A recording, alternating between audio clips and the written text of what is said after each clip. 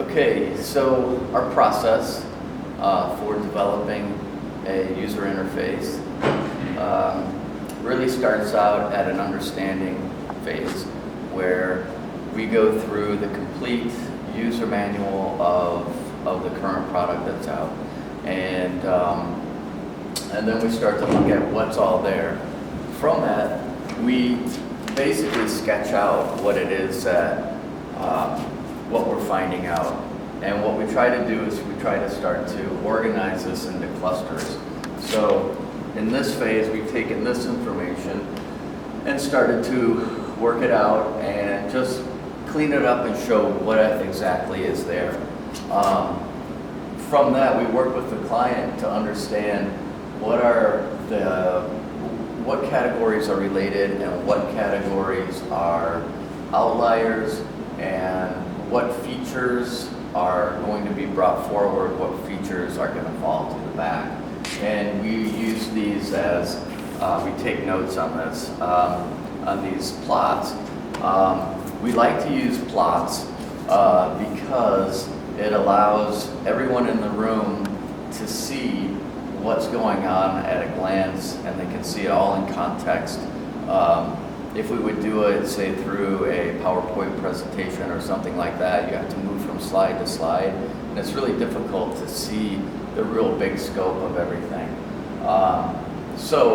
This is documented digitally, so if somebody wants to see it, you can go into a digital program and see it. But for the case of working with the client, we like to go with paper. From this was just looking at just the contents of everything. And then what we did is we took that and created a journey map. So we're looking at the user's journey through the program. So this was all data, features that they have. This was all how somebody goes through the interface in order to use it in a logical way, an intuitive way. So we have plots of those, but we ran out of wall space. So the next thing that you do after you have your journey map completed is we go into a wireframe or workflow process.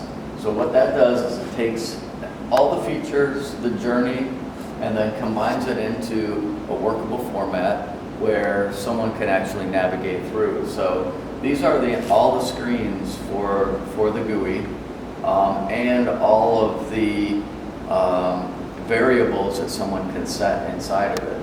We're not really concerned about aesthetics at this point. We're more concerned about the workflow and how this is going to go and what kind of space is going to be required for the interface. Each one of these rectangles is the actual size of the monitor that we're going to be using for the product. So we're looking a little bit at ergonomics, we're looking a little bit at space and layout, but really we're looking at that workflow and how it all comes together. With this, I don't know if you can zoom in on these blue lines or not, they're kind of small, but each one of these has a relationship attached to it. So if I hit this auto shutdown, it's going to come over to another related component in the GUI. So we're thinking about how all this goes together. And from this, what we do is we create a prototype of the wireframe. And so Beto is a master at taking that information and converting it over into a workable prototype that somebody can pull up on their laptop or desktop or even on their phone and take it and navigate through. And so we can start to get an idea of where we have some pitfalls before we start getting into any coding or anything like that. So once all of that is completed and we've got a good direction on how this workflow is going to go, we come over here to the aesthetics. And so this wall is all a series of iterations of aesthetics. So this takes everything that we had on the wireframe workflow and converts it into something that is going to be appropriate for the company, for its clients, and for that market. And we start looking at aesthetic options on how we could work this. A little bit of navigation flow as well. This is all first round. This is coming into second round. We start looking at it in context. So we start looking at the user interface as it relates to the product it's going to live inside of.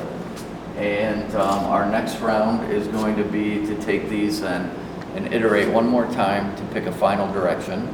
From that, we'll create another prototype, like Beto did before on the wireframe, that will be testable.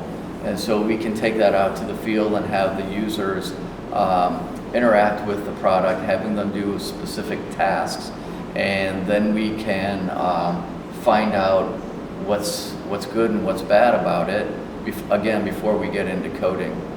This also works as a template for those that are doing the coding of how this all should work. So it makes sure that the design intent is maintained and the usability is maintained through all the processes of getting it into production.